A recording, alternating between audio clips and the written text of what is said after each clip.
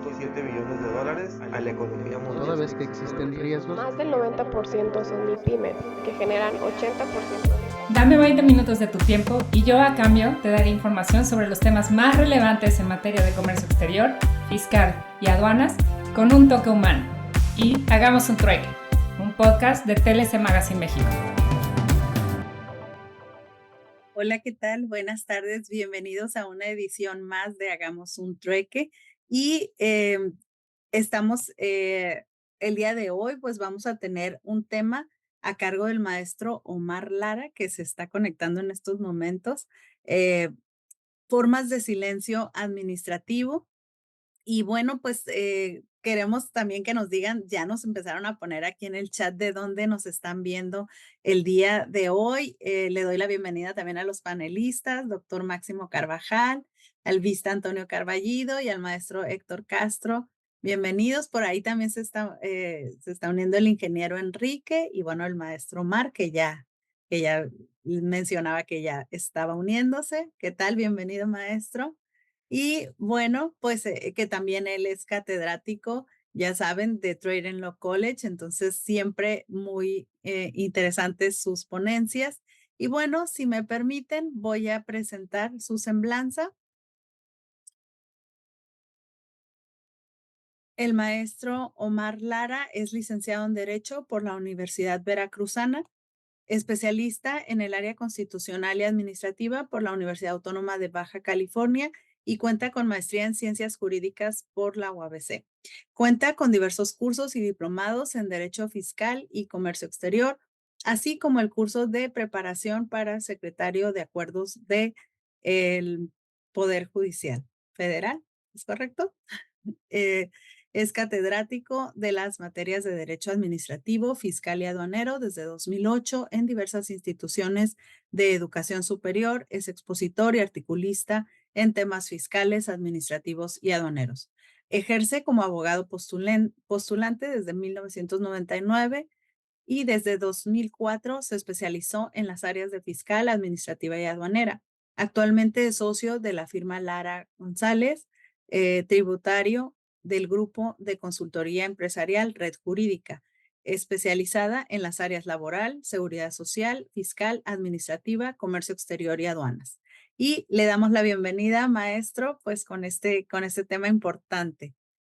Formas de silencio administrativo. Le cedo el micrófono, ya como usted sabe, bueno, pues es primero la ponencia y después se da la sesión de preguntas y respuestas. Bienvenido. Gracias, doctora. Buenas tardes a todos, maestros, licenciados. Un gusto, como siempre, estar aquí con los expertos. Vengo aquí a resolver dudas generalmente. Les agradezco la invitación y pues sí, efectivamente tenemos el día de hoy aquí un tema que pues ya ha de ser conocido por la mayoría, supongo, pero pues es un tema que siempre hay que regresar a las bases para recordar cosas y definitivamente esto es un tema básico en el ámbito administrativo fiscal, el del silencio administrativo, dadas las consecuencias que llega a tener en el ámbito de la actividad administrativa. Y precisamente, pues lo que vamos a platicar aquí lo traemos, les voy a compartir una pequeña presentación y creo que ya está, ¿no? Sí. Pero Sí, sí se puede. Solo falta la pantalla completa. Ajá. Ah, ok. Pero sí lo vemos. Es que es PDF, mejor por eso. Ah, muy bien. Generalmente, bueno, no veo esos 3 puntitos, pero hay una manera de presentar en PDF. Ajá, ok. Creo que su mano derecha está en la parte de abajo, está como una flechita después de las lupas. Y ahí A se puede ver. presentar. Ok. No, sí. Sí estoy presentando, pero precisamente preguntar si se veía porque se supone que yo sí lo veo presentado, Ajá. pero no sé si ustedes lo pueden ver.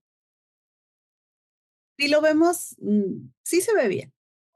Sí se ve la Sí presentación, se ¿verdad? ve, sí se aprecia bien. Perfecto, sí. Creí que no se veía. Bueno, gracias nuevamente. Entonces, pues vamos a platicar, vengo a platicar este tema de formas de silencio administrativo y pues precisamente ya para entrar en materia, Anteriormente ya habíamos platicado, me parece aquí también un trueque de la relación jurídico-administrativa que se da pues en el ámbito de la administración pública cuando ésta actúa y de alguna manera vincula a las personas particulares, incluso otras autoridades, a ciertos actos, ciertas conductas que deben observar, les pone ciertas cargas, les reconoce derechos, etcétera, ¿no? Lo que es cierto es que esta actividad administrativa que pues tiene la diversidad de actos, reglamento administrativo, contrato administrativo, hechos administrativos, en cuanto a la forma de expresión jurídica, pues hay otras clasificaciones. Pero en cuanto a este aspecto de manifestación como acto jurídico, pues sería en este sentido, en cuanto al hecho de que cuando un policía de tránsito, ¿verdad?, emite una boleta de infracción, una multa, pues vincula a la persona para que ésta tenga la carga de pagar, de dar el pago, ¿verdad?, de esa, el importe de esa multa, en virtud de que pues transgredió el reglamento de tránsito. El SAT, cuando determina un crédito fiscal, ¿verdad?, impone una carga de pagar precisamente esa deuda tributaria, derivado pues de alguna contribución o tal vez algún aprovechamiento, dependiendo del origen del crédito fiscal. Y bueno, la situación es que la autoridad administrativa tiene esa actividad siempre y esta actividad vincula a los particulares. ¿Qué tiene que ver esto con el silencio administrativo, no? Aquí lo que quiero señalar más que nada es que esos efectos precisamente hacen que la autoridad pueda ejecutar, en el caso de este tipo de resoluciones, pues sus determinaciones o obligar al particular a que cumpla lo que tendría encomendado, ¿no? Sin embargo, hay situaciones donde la autoridad tiene, o más bien la ley determina ciertos efectos jurídicos que no son ejecutables a ciertas situaciones donde no hay una resolución expresa. O sea, esto está dentro de los ámbitos de una actividad que se puede verificar, se puede apreciar, pero hay un contexto donde esa actividad pues no es apreciable, sino que la misma ley, de manera, vamos a decirlo así, ficticia, ¿no?, porque es la palabra correcta, presume que existe una resolución y que esta tiene ciertos efectos. ¿Cuándo se da esta situación? En el artículo 8º constitucional, el 17 constitucional, lo señalo aquí por una cuestión de otra índole más que nada, pero en el ámbito general, todas las autoridades están obligadas a responder, ¿verdad?, de manera escrita, a notificar una respuesta escrita ante peticiones que se llevan a cabo también de manera pacífica y respetuosa, nos dice el artículo 8º constitucional. Pues esto lo conocemos como derecho de petición. Es una exigencia constitucional y general, ¿verdad?, en donde de alguna manera pues descansa esa facultad o derecho que tenemos de exigirle esto a la autoridad.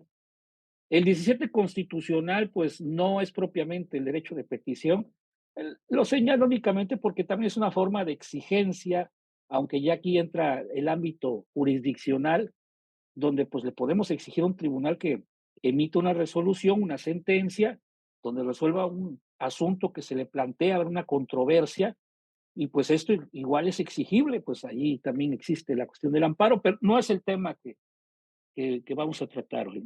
Solamente quería mencionar este punto por eso. Lo que me interesa es la cuestión general de la exigencia a la autoridad cuando, pues, planteándole esa petición de esta forma, repito, pacífica y respetuosa, pues no responden. Aunque tampoco voy a ahondar en el derecho de petición, pues de aquí parte todo, ¿no? Hay un silencio, una falta de acción de la autoridad en dar esa respuesta. Le hacemos la petición y pues hay ausencia de la misma respuesta que buscamos, y lo caracteriza es que se dan en un determinado plazo. Aunque el derecho de petición hace un tiempo se consideraba que se vulneraba cuando pasaban los 4 meses, hace ya algunos años se emitió una sentencia por un criterio, pero una tesis jurisprudencial donde dice que pues es atendiendo a la razonabilidad de la petición, es decir, ya los 4 meses ya no son propiamente el plazo para emitir respuestas, sino atendiendo esa necesidad que tenga esa respuesta, ¿no? Y repito, no voy a entrar al derecho de petición, ¿no? Pero igual, si quieren una pregunta sobre este tema, adelante. Podemos también ahí comentarlo. Lo que quiero, a lo que yo voy, estas omisiones que tiene la autoridad, pues se reflejan en el derecho de petición. Sin embargo, en el ámbito administrativo hay ciertas figuras que la ley ha creado para efectos de cuando estamos en esta situación de esta omisión de respuesta, de falta de respuesta, sea más rápida la forma de accionar por parte del particular, que no se quede inmovilizada la respuesta que se le debe dar al particular. Y obviamente la misma actividad administrativa pues sea fluya, que sea dinámica y no se estanque en la falta de respuesta. Esto lo denominamos silencio administrativo. El silencio administrativo, que pues de alguna forma es esa falta de respuesta por parte de una autoridad administrativa, es lo que da lugar pues a estas formas que vamos a platicar un momento más. Entonces, pues en términos generales, el derecho de petición es el que nos protege contra la omisión de la autoridad de darnos una respuesta. Sin embargo, en el ámbito de la administración pública federal, las autoridades administrativas están sujetas de acuerdo a la ley, a respetar este derecho y en su caso la misma ley le asigna efectos a la falta de respuesta, lo que llamamos propiamente silencio administrativo. Entonces, el derecho de petición, como mencioné, pues es el derecho a exigirle a cualquier autoridad que responda por escrito y notifique esa respuesta ante una petición también por escrito que de manera pacífica y respetuosa se le hace a la misma. Pero el silencio administrativo lo vamos a considerar como esa omisión por parte de las autoridades administrativas o abstención de resolver una instancia, como dice aquí el autor en el diccionario, ¿verdad? Es el silencio de las autoridades administrativas o abstención de resolver frente a instancias presentadas o promovidas por particulares y que la ley, transcurrido cierto tiempo, atribuye el efecto jurídico de haberse dictado una resolución administrativa contraria o negativa a los intereses de esas instancias o en su caso favorable. Bueno, yo creo que es más que nada las instancias, más que las instancias a las personas que lo promueven. Pero es un concepto que está en este diccionario para efectos de distinguir de lo que es el derecho de petición. Entonces, cuando la falta de respuesta se da en la sede administrativa, que le llamamos, la autoridad administrativa es la que omite hacerlo, y la ley determina el efecto jurídico, estaremos ante el silencio administrativo. En este cuadro que presento a continuación, está, pues se puede ver más gráfica, de manera más gráfica, este caso de una omisión de respuesta por parte de una autoridad, ¿sí? Puede darnos lugar a lo que es una omisión simple de dar respuesta. No hay efectos atribuidos por la ley, es decir, la ley no dice, en este caso, el sentido será negativo o positivo, ¿no? Aquí entra el derecho de petición. Cuando esa omisión, pues no tiene esos efectos señalados en la ley, pero cuando la ley determina que esa falta de respuesta tendrá un sentido negativo o un sentido positivo, en este efecto, estamos ante resoluciones fictas, que es lo que llamamos propiamente silencio administrativo. Entonces, esto se busca, repito, por el hecho de que se quiere evitar la inmovilización de la actividad administrativa y pues más que nada aquí lo que se busca es que el particular se pueda defender y no quede vulnerable ante a estas omisiones, ¿no? Hay que tomar en cuenta que el derecho de petición nos protege en general de toda autoridad, pero allí, por ejemplo, si una autoridad donde no existe esta forma de silencio administrativo me deja de responder, pues algún trámite o solicitud que yo le haga y pasa un tiempo considerable, yo puedo acudir al juicio de amparo y el efecto va a ser que la autoridad responda. Eso es lo que se busca, ¿verdad? Y al responder, generalmente el sentido de la resolución del amparo es sobreseer el juicio porque se da respuesta. Se desaparece el perjuicio que se me provoca, que es la falta de respuesta, eso es entendible. Pero pues ahora ya tendría que defenderme de esta respuesta que se da y pues dentro de los plazos legales establecidos. Es decir, es un camino que hay que seguir, que pues el tiempo no está determinado propiamente y entonces pues habrá que ver la legislación respectiva en cada caso. Pero en el silencio administrativo, la ley determina en qué casos, transcurrido cierto tiempo, hay diversos tiempos, 2 meses, 3 meses, 4 meses. El tiempo general es de 3 meses que conocemos en el Código Fiscal de la Federación, en la Ley Federal de Procedimiento Administrativo y en la Ley Orgánica del Tribunal Federal de Justicia Administrativa. Transcurso de los plazos, es más, es la ley, el Código Fiscal y la Ley Federal de Procedimiento Administrativo. Son esos 3 meses, aunque, repito, puede haber otras regulaciones en leyes estatales, municipales, otras leyes especiales en cuanto a plazos. Pero el punto es que transcurrido este plazo, se entiende que te negaron lo que solicitaste o que confirmaron aquello que no quieres aceptar o que te otorgaron lo que solicitaste, ya dependiendo de lo que diga la ley. Entonces, hay un efecto jurídico no ejecutable.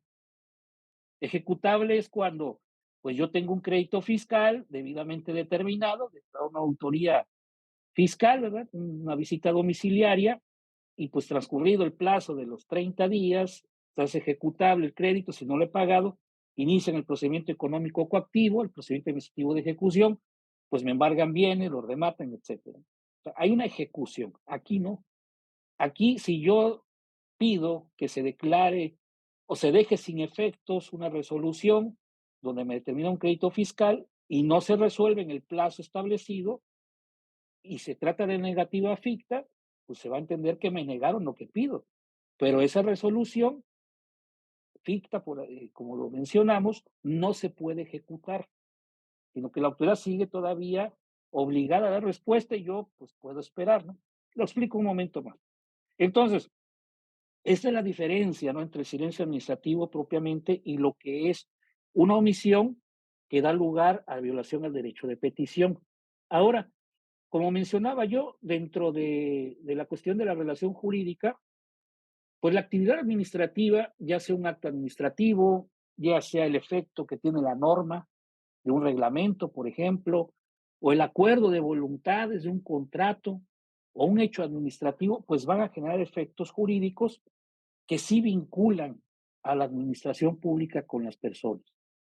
El hecho es que pues está basado en algún acto precisamente perceptible, un oficio donde la autoridad decide, en algún evento que se llega a dar, tal vez alguna cuestión derivada de algún perjuicio en una obra pública, ¿sí? Pues es manifiesto el hecho, pero en el silencio administrativo no hay nada. En el silencio administrativo simple y llanamente lo que no responde a algo. Algunos han dicho, bueno, es que más que una resolución negativa, es la falta de emitir un acto administrativo o resolución. Ya queda esto en el ámbito doctrinal, el ámbito teórico, que es muy interesante, pero para efectos legales, la resolución ya tendrá ese efecto negativo o positivo, independientemente de que no exista propiamente ese acto resolución.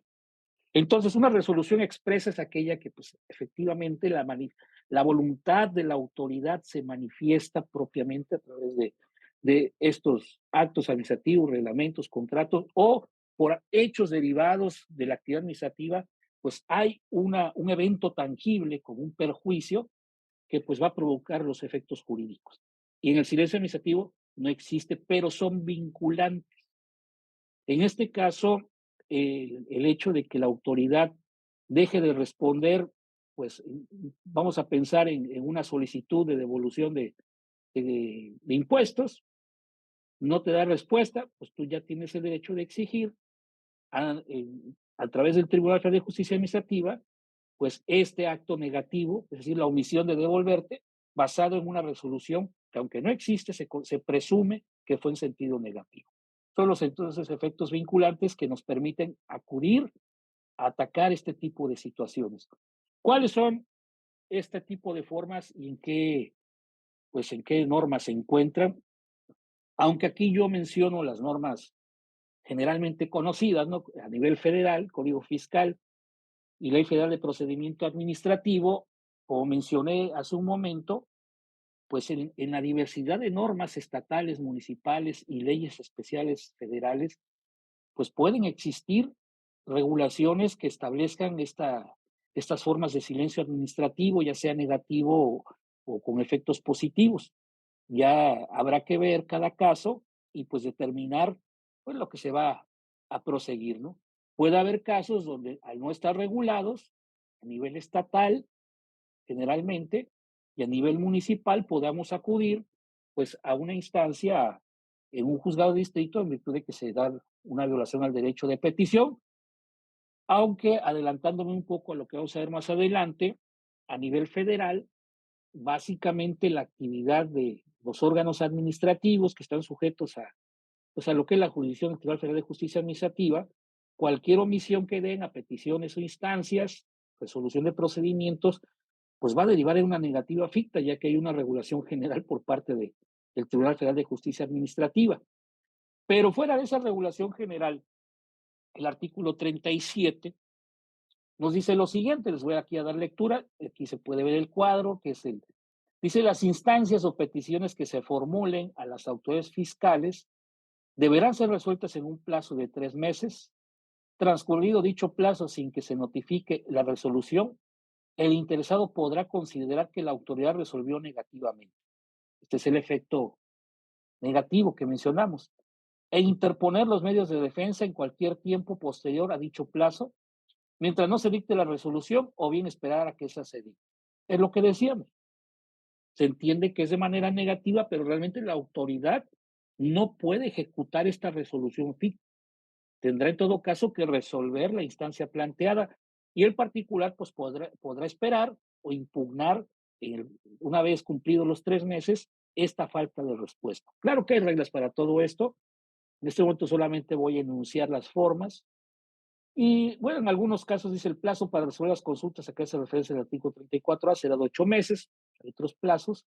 El artículo 131, por su parte, nos menciona lo siguiente, dice del Código Fiscal también, la autoridad deberá dictar resolución y notificarle en un término que no excederá de 3 meses contados a partir de la fecha de interposición del recurso. El silencio de la autoridad significará que se ha confirmado el acto impugnado. El recurrente podrá decidir esperar la resolución expresa o impugnar en cualquier tiempo la presunta confirmación del acto impugnado. Esta palabra, confirmación, pues sí genera un poco de confusión en algunos casos. Se puede entender como una afirmativa o positiva ficta, pero realmente es en esencia una negativa ficta. Porque lo que está haciendo es negarte lo que pides. Si tú pides que se anule, se deje sin efectos un acto administrativo, pues el efecto negativo es que te va a decir que no se anula. Pero aquí se entiende como que se confirma la validez del acto, porque previamente a que tú impugnes, el acto tenía presunción de legalidad. Entonces, se confirma esa presunción de legalidad del acto. Así tenemos que esta forma negativa pues se va a dar ya sea en las instancias de procedimientos administrativos en general o en los recursos administrativos, que generalmente el artículo 131 se refiere a un recurso administrativo. Ahora, el artículo 17 de la Ley Federal de Procedimiento Administrativo nos dice lo siguiente: salvo que en otra disposición legal o administrativa de carácter general se establezca otro plazo, no podrá exceder de 3 meses el tiempo para que la dependencia o organismo descentralizado resuelva lo que corresponde. Transcurrido el plazo aplicable, se entenderán las resoluciones en sentido negativo, vuelve ese sentido, ese efecto, al promovente, a menos que otra disposición legal o administrativa de carácter general se prevea lo contrario. En el caso de que se recurra a la negativa por falta de resolución y esta a su vez no se resuelva dentro del mismo término, se entenderá confirmada en sentido negativo. Es el sentido de la confirmativa, ¿no? Incluso aquí nos plantea un caso concreto, ¿no?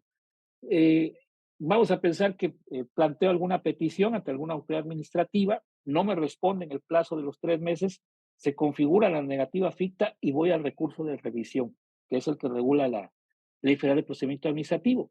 Presento mi recurso de revisión y pues también transcurre el plazo y la autoridad no me responde.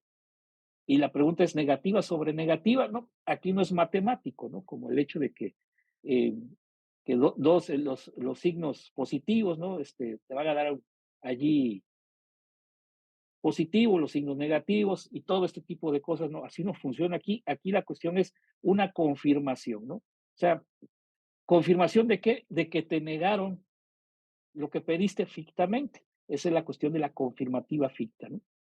El artículo 94, pues retoma esta figura, dice, el recurrente podrá esperar la resolución expresa o impugnar en cualquier tiempo la presunta confirmación del acto impugnado. Entonces, tengo los dos primeros supuestos se refieren al Código Fiscal de la Federación, los segundos a la Ley Federal de Procedimiento Administrativo.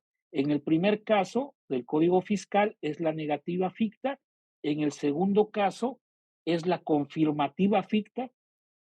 En el segundo bloque, la Ley Federal de Procedimiento Administrativo, el 17 regula la negativa ficta y el artículo 94 la confirmativa ficta.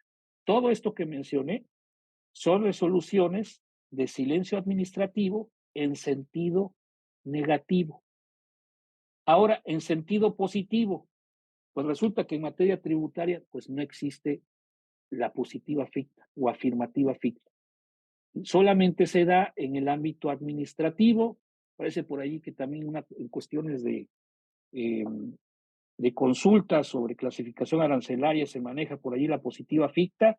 A ver si nos los confirman aquí nuestros maestros expertos, pero sí parece que existe por allí en esa materia. Pero en materia fiscal como tal, pues no existe.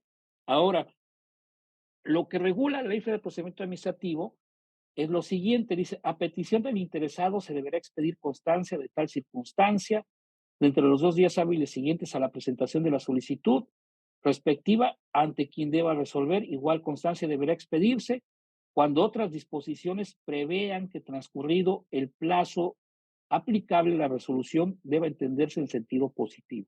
Es decir, reconoce la figura que en otro tipo de leyes se puede manejar como la afirmativa ficta o positiva ficta. Anteriormente, en el título tercero de la Ley Federal de Procedimiento Administrativo, creo que era el artículo 68M, si no lo mal recuerdo, pero hablaba propiamente de la afirmativa ficta, pero pues ya está derogado.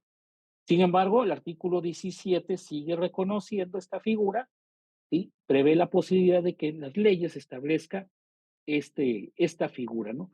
Entonces, sí habrá que ver cada caso concreto en la ley especial para poder impugnar precisamente la positiva o afirmativa ficta.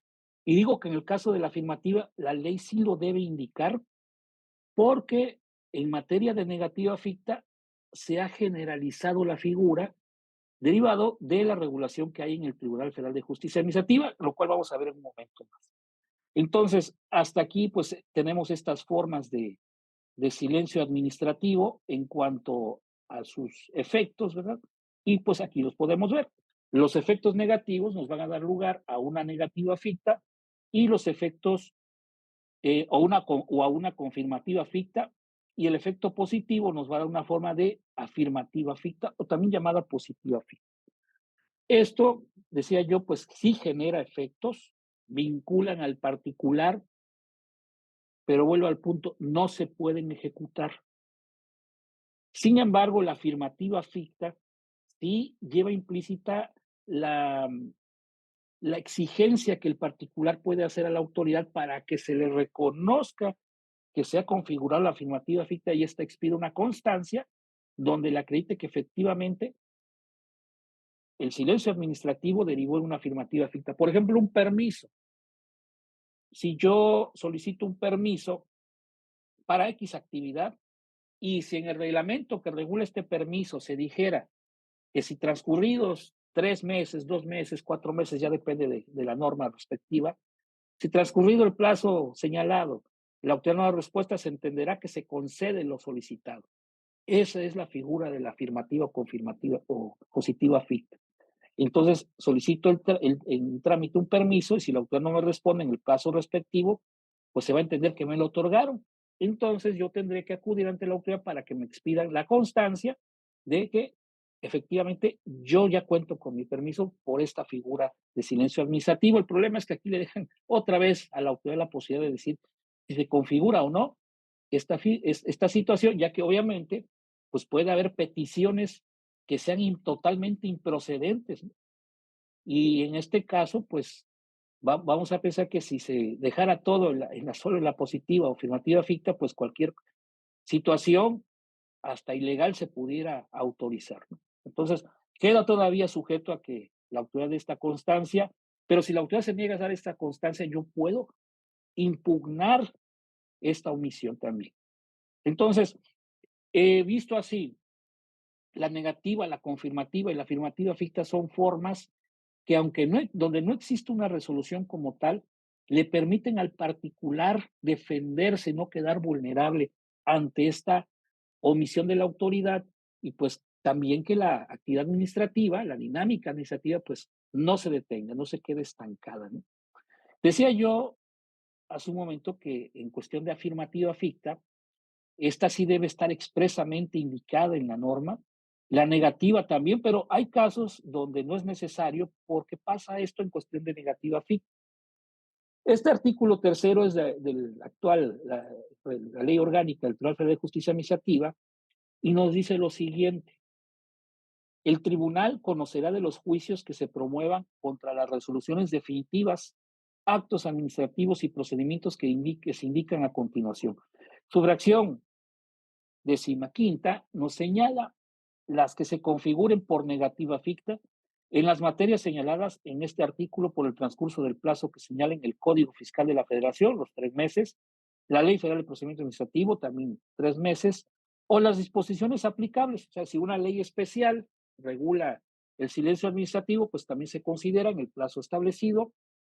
Y aquí viene la parte donde abre prácticamente cualquier situación en el ámbito administrativo. Dice, o en su defecto en el plazo de 3 meses. Es decir, si cualquier situación de estas materias que regula el Tribunal Federal de Justicia Administrativa da lugar a una omisión de la autoridad de resolver en un plazo de 3 meses, pues se entiende que hay una negativa ficta. Esta es otra causal de negativa ficta, generalizada prácticamente a toda la administración pública federal. Claro que habrá que ver particularidades, ¿no?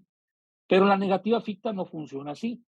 Dice, continúa diciendo, así como las que nieguen la expedición de la constancia de haberse configurado la resolución positiva ficta cuando ésta se encuentre prevista en la ley que rija a dichas materias. Es decir, remita a la ley. Si no está en la ley, no hay positiva ficta. Pero en el caso de la negativa ficta, cualquier omisión de resolver en un plazo de 3 meses se entenderá como esta figura y se podrá impugnar en el caso concreto, ¿no? Bueno, nada más para terminar, dice, no será aplicable lo dispuesto en el párrafo anterior en todos aquellos casos en los que se pudiera afectar el derecho de un tercero, reconocido o en un registro o anotación ante autoridad administrativa. Entonces, pues, ¿cuáles son las formas de silencio administrativo que existen? Pues efectivamente las formas negativas nos llevan a esta negativa ficta, y donde se entiende que te niegan lo que pides. La confirmativa ficta, donde se entiende que se confirma la validez de un acto de la cual se está solicitando pues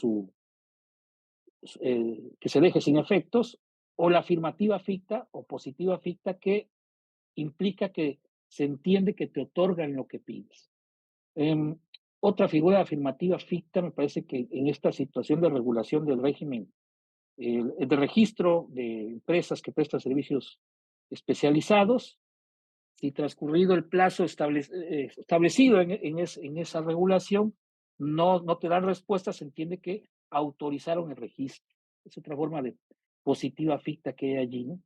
Y bueno, pues en cuanto a la cuestión de las formas, son estas: negativa, confirmativa, afirmativa, diferentes, repito, a lo que es propiamente el derecho de petición, que cuando no exista regulación respecto a estas formas, pues podremos ejercer allí ese derecho de petición, ¿no?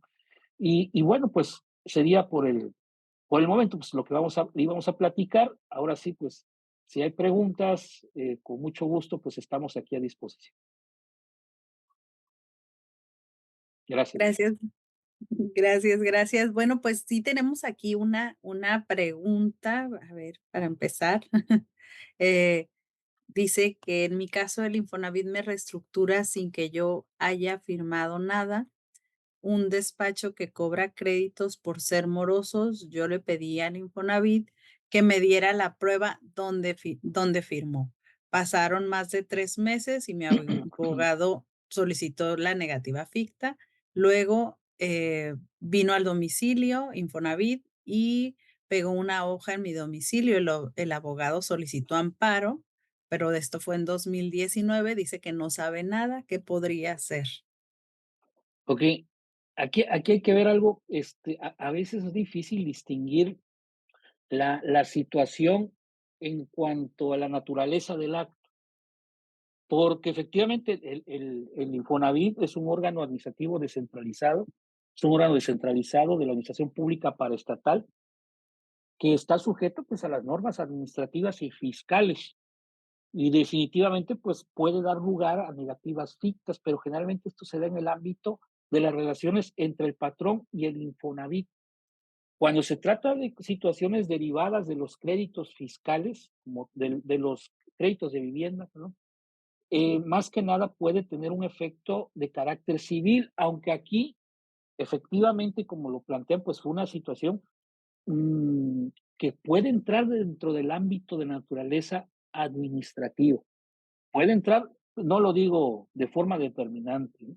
Porque está sujeto al análisis del criterio de un tribunal. Entonces, si el tribunal determinó que sí se trata de una cuestión administrativa, ya que independientemente de que está relacionado con un crédito de vivienda que es de carácter civil, el ejercicio del derecho de, más que nada, el ejercicio del derecho del ámbito administrativo queda sujeto a la situación de la naturaleza del acto como tal, ¿sí? Y el Infonavit es un órgano descentralizado, aunque más me iría yo por el caso del derecho de petición, ¿sí? En este caso. Yo me iría por el derecho de petición. Yo creo que es probable que le hayan, no estoy diciendo que eso pasó, claro, sino que es probable, de acuerdo a la situación como la estoy viendo, que le hayan dicho en algún tribunal administrativo que no procedía, porque pues no está reconocida esa figura como tal, tenía que haberse ido a demandar en amparo la violación al derecho de petición. Eso es lo que yo considero. Ahora ya en la cuestión ya netamente de la ejecución del contrato civil, pues sí, ese no es, ahí no es mi materia, ¿no? Ahí sí no entraría, pero en la cuestión de haberle solicitado esto como autoridad encargada de regular todo lo del fondo de vivienda, yo creo que sí tenía que haber procedido un amparo, pero sería en cuestión de derecho de petición y amparo, ¿eh? No negativa ficta.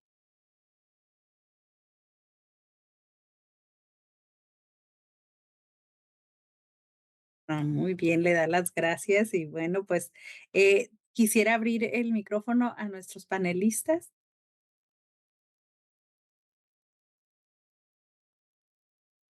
Adelante, ingeniero. Gracias, Lupita. Gracias, Omar. Interesante plática de esto. Digo, lo hemos escuchado mucho. Digo, yo como no manejo el derecho, acá el doctor me va a regañar, pero es impresionante todo esto de esto. Comentaste sobre las resoluciones de clasificación arancelaria. No recuerdo yo nunca que hayan dado una positiva o una negativa ficta, ni se hayan solicitado nada de eso. Acá lo que pasa es que necesitas el papelito en donde te den la resolución y te dicen, se clasifica aquí porque eso es lo que tienes que presentar ante la aduana. Entonces, y lo que tienen ellos es, digo, artículo 47, 48 de la ley aduanera, te dicen que tienen 4 meses para resolver en cuanto tengan toda la documentación. Cuando van pasando ese tiempo y no han resuelto, lo que hacen es, te solicitan información y empiezan nuevamente a contar el tiempo. Entonces se van 4, 8, un año, o lo que quieran. Y eso es lo que hacen, ¿no? Pero sí, no, definitivamente con respecto de una clasificación arancelaria, nunca he visto yo que haya una positiva ficta o una negativa ficta. Y qué interesante caso, ¿no? Estos casos de todo eso. Pues felicidades, Omar, un abrazo, feliz año. Gracias, maestro, por la aclaración. Sí, efectivamente. Yo he escuchado, como mencioné, que por allí en consulta se daba esta figura, pero pues precisamente porque no lo tenía yo confirmado, pero qué bueno que nos aclaran eso. Pues Gracias. lo que pasa es que no la puedes aplicar. Llegas a la aduana y dices, oye, tengo positiva ficta para la clasificación aquí. No, espérate, palo si no tienes tu documento. Entonces, no he visto yo ninguna cosa de este tipo. No sé si Héctor sepa un poco más sobre eso, que estuvo muy metido también ahí en resoluciones de este tipo, ¿no? Pero no, yo que recuerde, nunca vi una positiva ficta o una cuestión así. Muchas veces hablaban de eso. No más resueltos, positiva ficta. No, aquí no hay positiva ficta. Si no tienes el documento, nomás no tienes nada. Pues gracias, y felicidades. Además, no. Mm. Gracias. Adelante, maestro Héctor.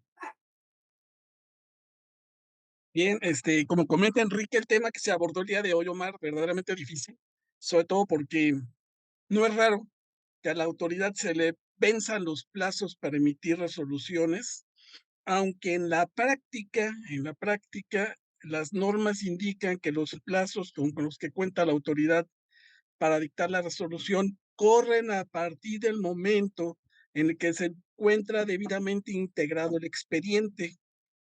Y ojo, ¿quién dice que un expediente se encuentra debidamente integrado?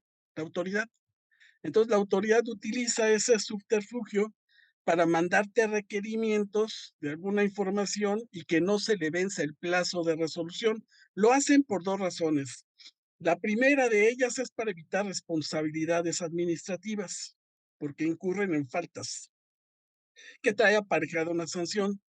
Pero la otra es porque pudiera darse el caso de un perjuicio, como tú lo apuntas, cuando el sentido de la resolución es afirmativo. Voy a quedarme ahorita con un caso, simplemente no es exactamente una afirmativa ficta, pero bueno, es una hipótesis que maneja la ley aduanera, que es el artículo 61, fracción 17. El artículo 61 es un catálogo de mercancías que pueden importarse sin el pago de impuestos de importación. Son las exenciones.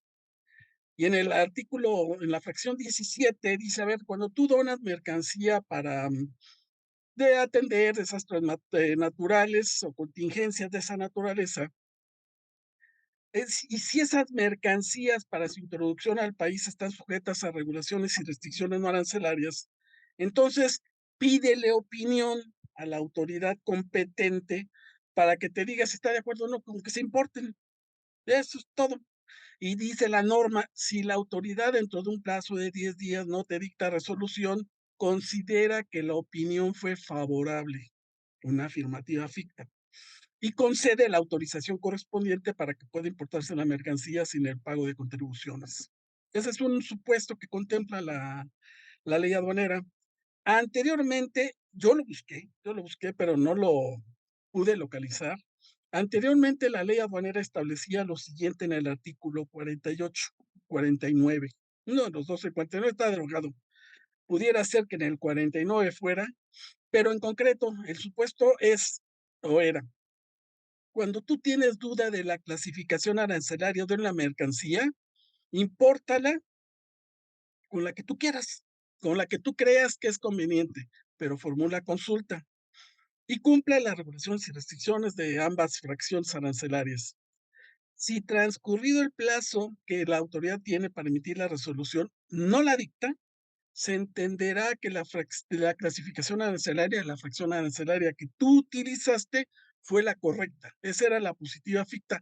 Ya no existe esa norma, ya no existe esa disposición y por lo tanto se redactó la norma para decir, a ver, cuando hay duda de clasificación arancelaria, el particular puede formular una consulta y la autoridad consultará al Consejo Técnico de Clasificación Arancelaria para que él me diga cuál es la clasificación arancelaria correcta.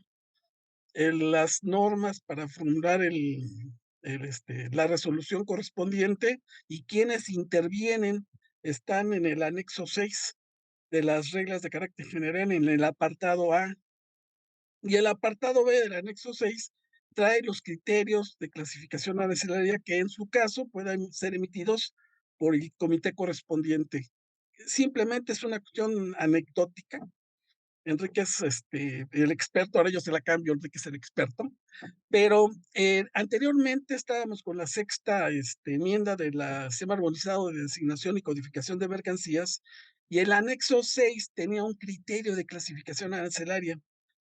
Pero como se hizo la modificación de bueno, se dictó una nueva ley de impuestos de importación y exportación, en donde se armoniza con la séptima enmienda ese criterio de clasificación. Aquí yo le diría al doctor Máximo Carvajal, es algo anecdótico, porque ese anexo lo que hicieron fue testaron el texto del criterio y lo publicaron textado el criterio.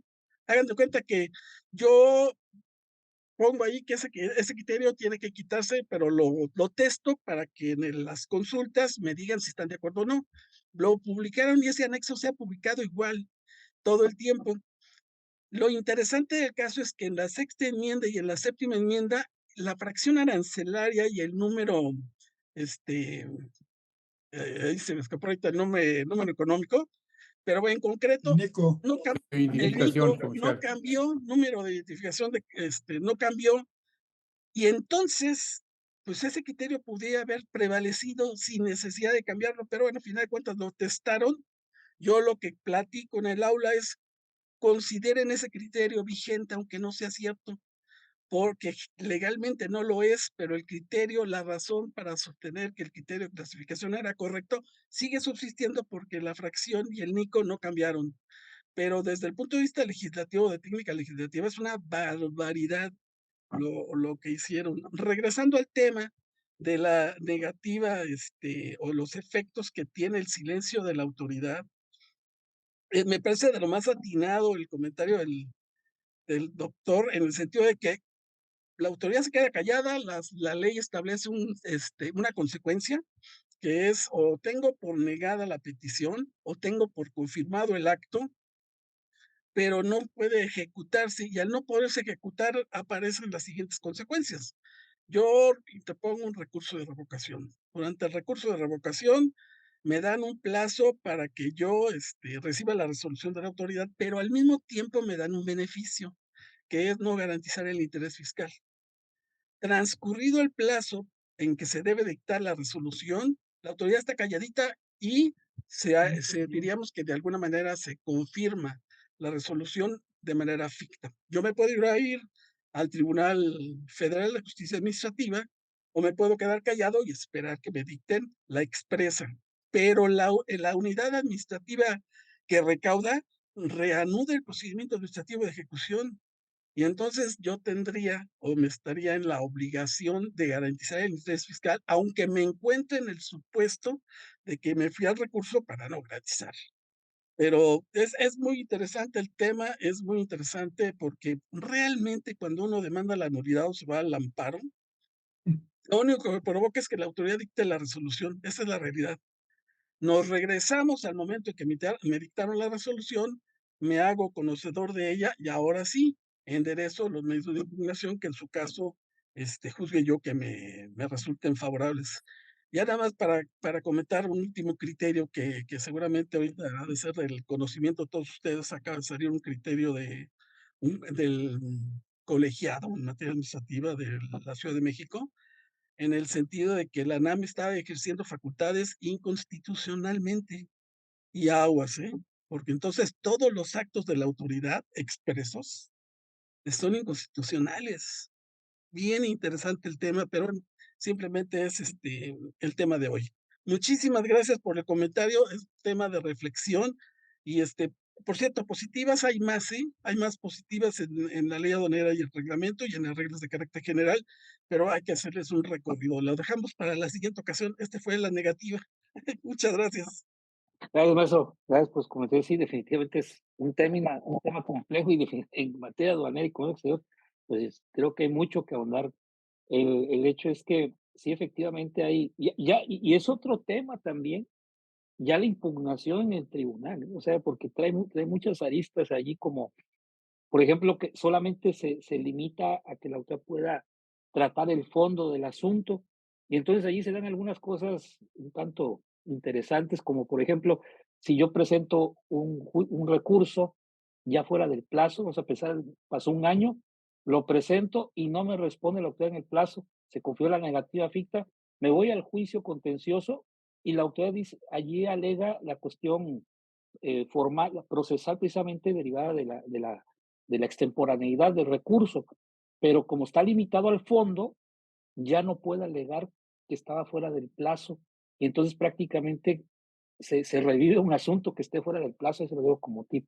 Hay criterios sobre eso, por cierto, pero está muy interesante, ¿no? Y también este tema que ahorita está causando revuelo, ¿no? Parece una euforia allí que hay del tema de la inconstitucionalidad. Menciona que hay criterios en contra también, ¿eh? También hay unas sentencias que se publicaron allí en X, ahora Twitter, antes Twitter, perdón, se publicaron de asuntos que también se resolvió la constitucionalidad, y por allí vi un comentario que hizo el maestro Ricardo eh, Méndez, precisamente dijo de eso que, que decíamos que estábamos 50 y 50, porque efectivamente la Ley Orgánica de Administración Pública Federal, pues es la ley reglamentaria del 90, y allí se le atribuye al Ejecutivo la facultad de crear los órganos administrativos desconcentrados y dotarlos de facultades. En el 17 y el 18 lo dicen. Y las facultades no están en la ley del SAT, están en la ley orgánica de Administración Pública Federal, cuando dice que la Secretaría de Hacienda tiene la facultad de supervisar y hacer cumplir todo lo referente a la cuestión de aduanas. Entonces, únicamente las diversificaron, las especificaron en la ley del SAT. Entonces, podría decirse que no se le impide al Ejecutivo haber creado la NAM, es constitucional, pero el otro criterio sí toma en cuenta, y el 17 es problemático de la ley orgánica, porque dice que se pueden crear órganos administrativos desconcentrados y dotarlos de facultades conforme a las disposiciones legales aplicables. Allí entra la cuestión de la ley. Entonces es un tema interesante. A ver qué pasa, ¿veis? Es para hacer apuestas. No, inclusive el tema, que comentan de Ricardo Meneses es muy, sólido el argumento. El único problema, y aquí entra la jerarquía y, de las leyes, estamos ante 2 ordenamientos jurídicos del mismo nivel, la Ley Orgánica de Administración Pública y, por lo que se refiere a la Ley Orgánica del SAT. Y el tema de criterio de hoy que estábamos platicando, lo que dice en este caso, el colegiado es, a ver, nadie está discutiendo que pueda o no crear órganos desconcentrados, le aplauden, chido, muy bien, no más que las facultades están en el SAT. Y si tú las jalas del SAT con un decreto, discúlpame, es una, disposición de orden legislativo que solamente puede modificarse mediante el procedimiento seguido en el Congreso. No, el Ejecutivo se puede arrogar esas atribuciones. Ese fue el argumento que utilizó el colegiado. Es decir, la ley orgánica sí te concede la facultad para crear órganos desconcentrados, adelante, pero no le quites facultades a un órgano para dárselos a otro de manera exclusiva. Ese fue el argumento. Entonces, Totalmente de acuerdo. Muy interesante. ahí esa es la discusión. Ahora, pues para los litigantes, por ahí hay que irse hasta que me cambien el criterio. Conste de que se los van a cambiar, se los van a cambiar. No me queda la menor de las dudas. Pero es un tema, técnico que vale mucho la pena, tenerlo en consideración.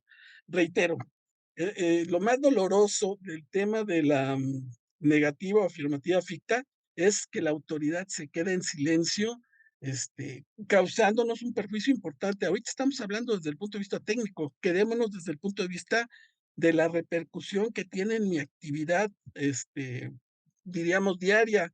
Tengo un contingente, que es un crédito fiscal o alguna consulta que hice ante la autoridad, una solicitud de devolución, y no me la ha contestado. O sea, me está causando perjuicios desde el punto de vista económico, operativo y demás.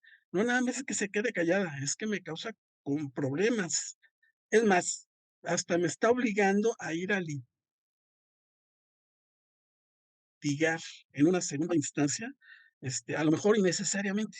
Ese es el punto también muy importante que debe de tomarse en consideración cuando hablamos de la negativa o la afirmativa ficta. Para otro trueque, otra emisión especial que hagan, ahí que hay un experto en constitucionalista, no lo revise. Está muy interesante el tema, no, sin duda. Gracias, gracias. Muchas gracias. Doctor Máximo, adelante. Bueno, pues casi ya dijeron todo. Yo nomás felicitar a Omar, desde luego, un Gracias. tema tan interesante. Ustedes saben que me gusta la historia. Históricamente se nos han dado muchas positivas fictas. Nada más que la autoridad ha venido incumpliendo con los plazos y entonces ha venido modificando todas esas positivas fictas que originalmente se tenían. A tal grado, como lo decía Héctor, en cuanto a la última, hasta que no esté integrado el expediente. Antes eso no estaba. Es decir, se te cumplían los 4 meses, los 3 meses, y en automático te caía la positiva ficta por no haber terminado una resolución en ese expediente. En cambio, ahora tiene que ser hasta que se integró el expediente. Y ahí se consume todo el tiempo o se recurre desde luego a solicitar nuevas cosas y nuevas cosas. ¿Por qué? Pues porque no lo terminan en el plazo que está establecido en la ley. Lo interesante, felicitarte, Omar, desde luego, y un pequeño comentario sobre lo que se habla. No he leído, quiero aclarar, no he leído la resolución del colegiado, no la he leído, nada más la vi. Pero el comentario de Héctor me lleva a una reflexión. Coincido en que, desde luego, este reglamento no puede quitarle funciones a una ley. Pero hay algo que yo siempre he visto en la creación de la ANAM. La facultad que tiene el presidente es reglamentaria, conforme al 89, fracción primera, pero reglamentaria de una ley. Y aquí nunca hemos sabido qué ley estaba reglamentando, sobre todo en el primer decreto que fue de julio 22, creo, en donde lo crea y después en el de diciembre lo abroga. Este, ¿Cuál es la ley a la que está reglamentando a través de un reglamento del decreto que sale? Entonces, no puede, desde luego, hacerlo para quitarle facultades a una ley porque no tiene la facultad legislativa en ese caso, ni siquiera amparándose en el 131, párrafo segundo, pudiera, porque aquí puede modificar a una sola ley, la ley del impuesto general de importación y de exportación, como está establecido para modificar pues cuotas, para prohibir, para permitir, para cualquiera de las cosas, amplísima la facultad que se tiene y que además es una muy buena facultad por el dinamismo del comercio exterior, ¿no? Como lo hizo, por ejemplo, para regular productos de la canasta básica en los momentos de la inflación y eso. Sí, pero es sobre una ley.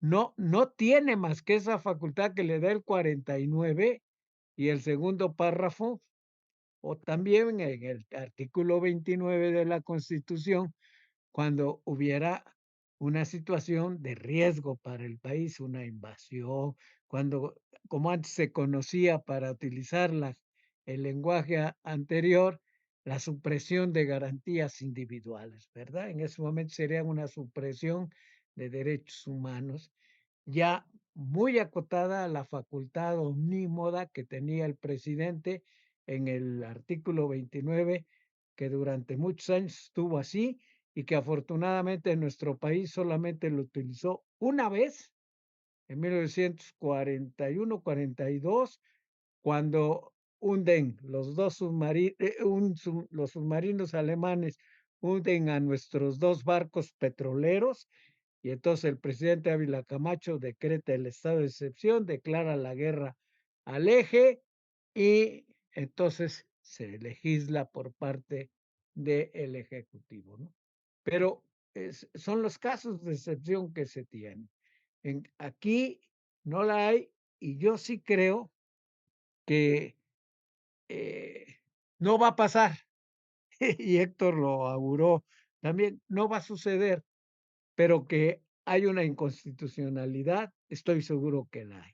Que se va a remediar, sí, y es prácticamente imposible que se llegara a abrogar, a cancelar toda la actividad que ha tenido la ANAM, pues desde que ha sido creada ya conforme en diciembre del 22, ¿no? Imagínense todos los actos, todos los pedimentos, todas las resoluciones, la propia convocatoria para los exámenes de agentes aduanales, todo eso sería nulo y nulo de pleno derecho.